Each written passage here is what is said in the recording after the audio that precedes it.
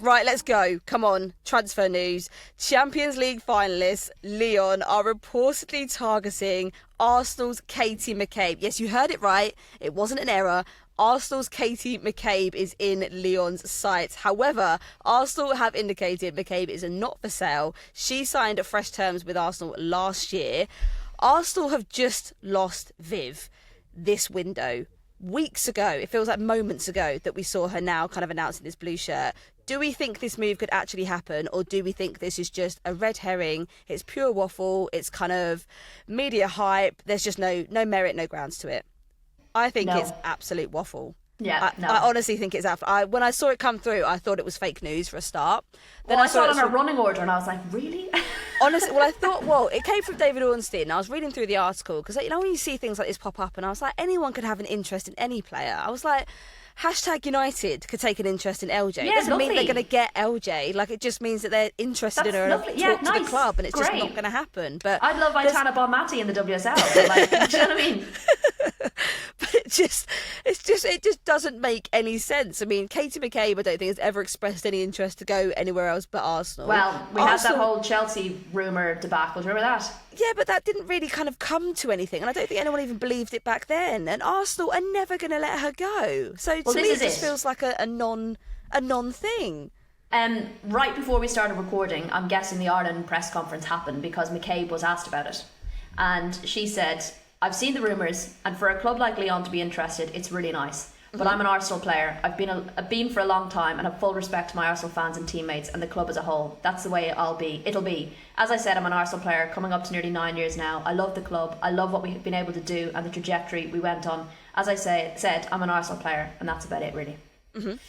So I kind of feel like there's some ambition from Joe to kind of re-establish Lyon as this kind of Europeanly dominant club era again. I think I kind of suspected that Viv was going to make the move over there. Obviously, she's gone to Man City, but I do think there is that kind of relationship, I suppose, that Joe has with McCabe. She was at Arsenal between 2017 and 2021 when he was there as manager. They've got that relationship. I just thought maybe that could have been a little bit of a pull, potentially. That kind of Champions League football is a massive pull. Listen, like, these rumours are great as well for players if they happen to be renegotiating contracts as well.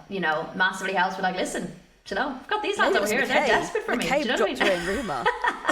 It seems like the kind of shithousery that McCabe would actually do, to be fair. Guys, did you hear? Actually, I heard Lyon got me. Did you know? No? Well, apparently it's true. I heard it on the grapevine.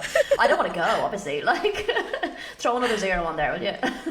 Oh my God, that is absolutely classic McCabe, to be fair. But yeah, I don't know if that's true. I'm just saying. It's fake news from up front. Okay, don't. It's don't a come at handy us. thing for a player to be like, oh God, everybody wants me. Oh my God, like, It's but I want definitely to an stay. agent tactic all day. Like, if we start to see the Chelsea rumours re-emerge again, I think we've all got a sneaky suspicion it might have come from the camp itself. But yeah, I think there's a resounding sense of it's not going to happen. It'd It's be a nice huge shock. interest, but I don't see it. I just don't see it at all. But who knows in this transfer window? Who bloody knows? If Demi Stokes could go to Newcastle, anything could happen. So, talking of other transfer rumours, Jen asked on Instagram, do you think Lucy Bronze will join Chelsea and Kira Walsh will join Arsenal? I do suspect Bronzy might be heading to the Blues. Quite possibly. Quite possibly. I mean, I initially thought maybe NWSL, but wasn't she in Cuba in the summer? Isn't there a whole thing with visas and being in Cuba and going to America or something? So maybe it's not going to be that easy. So maybe it'd be, again, lucky for us to have a player back in the WSL like Lucy Bronze, a winner. She's won everything. So why not go to the champions? Do you know what I mean? I do think, they just dropped their beautiful, stunning, burning, flame-embedded kit this morning. Have you seen it? It's a work of art. Yeah, I don't know how I feel about it. Oh, it's divided people. It's like Marmite. I absolutely love it. Like the iridescent badge, like the blue flames, like the rose. I honestly, I think it's absolutely stunning. But everyone's like, oh no, it's a third kit. Anyway, we've gone off on a massive tangent, but it is an absolutely stunning kit. Walsh to Arsenal, what are we saying? Do we think there's any legs in that? I don't know. I've heard that rumour for a while, but it never felt like it had a lot of weight. But maybe. Like, yeah. I've seen crazier things. Do Arsenal need Walsh? do we think? I don't know. I don't see a natural fit there. Yeah, and this is the thing about, like, and look, we've seen it with Man City and bringing in such quality depth is how you manage those kind of players. And it's potentially, like, I no offense, but I hate rumours because, like, oh, but they're so fun. I know, but a lot of time it's just like tweets, and you're like, there's sometimes nothing to it, and then you end up having all these conversations and nothing happens. Yeah, but this is all we have to do in the transfer window. The WSL isn't there. We've got like one Lioness game. You can literally just start rumours. We just say some shit online here, and that will start rumours, and someone will tweet it, and it'll take off, and it'll get discussed. And what would be your biggest bit of fake news? Aitana Bonmati to Chelsea. To Watford. To Newcastle. To be fair, I wouldn't put it past them the way they're going.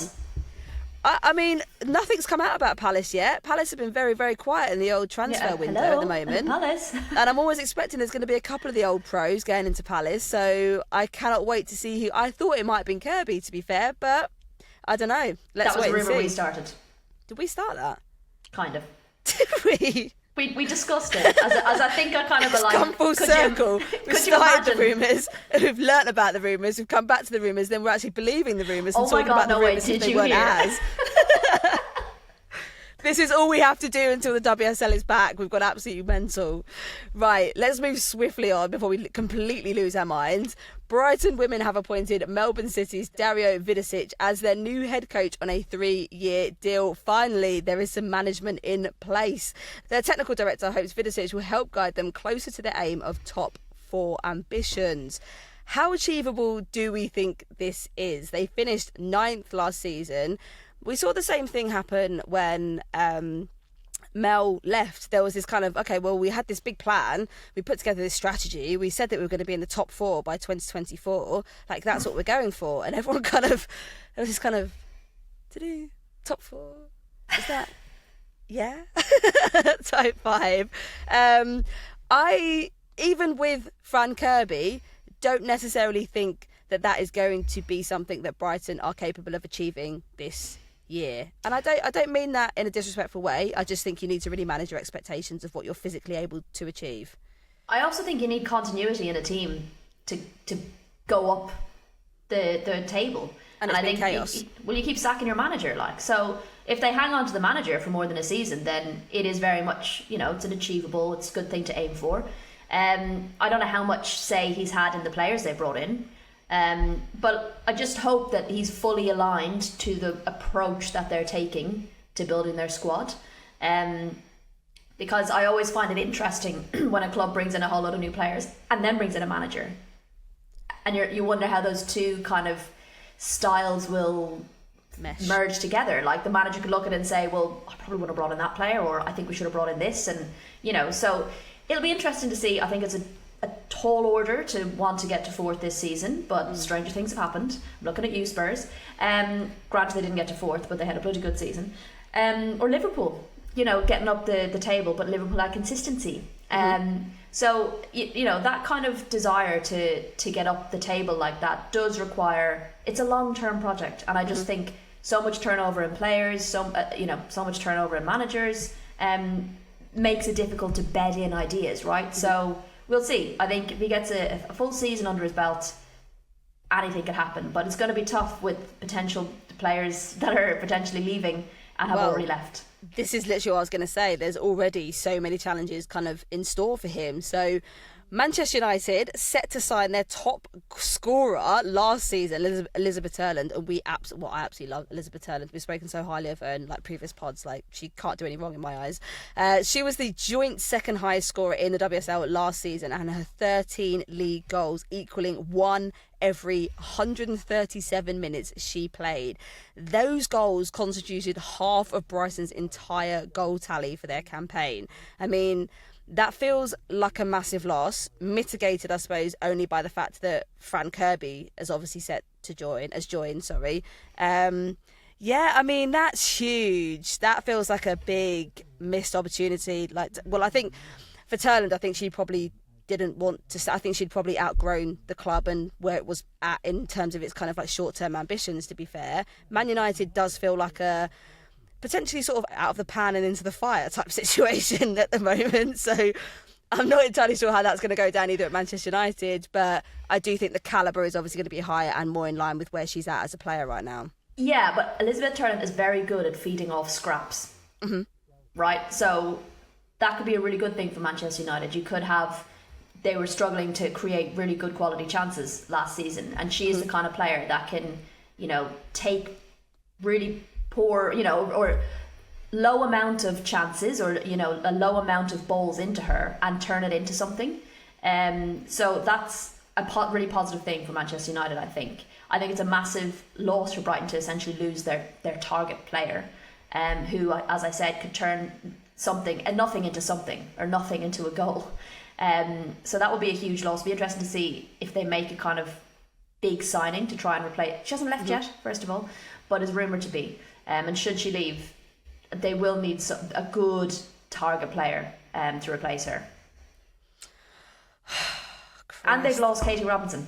I was going to say, I mean, that was such a nice segue. Thank you so much for that, Rach. Yeah. Last and not least, Villa have already made moves under their new manager, Robert DePaul, signing Katie Robinson on a 2-year deal after her contract expired this summer. What do we make of her as a replacement for Alicia Lehmann, who's just left for Juventus to join her lovely boyfriend, Douglas Luiz? I think it's a great fit, to be fair. I like the move. I really like the move. I think pretty similar in terms of output from both players. So I think Alicia Lehmann got something like 9 goals in her 57, 58 appearances or so for Villa. And I think Katie Robinson has gotten something like 7 goals in 54 or so appearances. So in terms of output, similar enough. I think the difference with Katie Robinson is that she's young. And she's malleable still, and she's still got plenty to learn, so it could be a good opportunity for her to be playing with some good players at Villa, depending on who they retain. I like that move for her. I think it could be good. And last but not least, it now means, obviously, with Brighton getting a new manager, that Mikey Harris, interim manager for Brighton, will be able to return back to his rightful place at Brighton's men's academy as coaching manager. So thank you for your service. It's been a journey. It has. Coming in and steadying that ship. To be fair to him, they didn't get relegated, and he was in charge of an absolute. I mean, it was the Titanic at one point. It just felt like it was going to go south very, very quickly. But it's a great experience. Being an interim WSL manager is a great experience because it's a win-win situation. It's never your fault. If you go down, it's not your fault. If you stay up, you're a hero. So, that was Mel Phillips last season, and now it's him. Well done for jumping out of that fire, mate.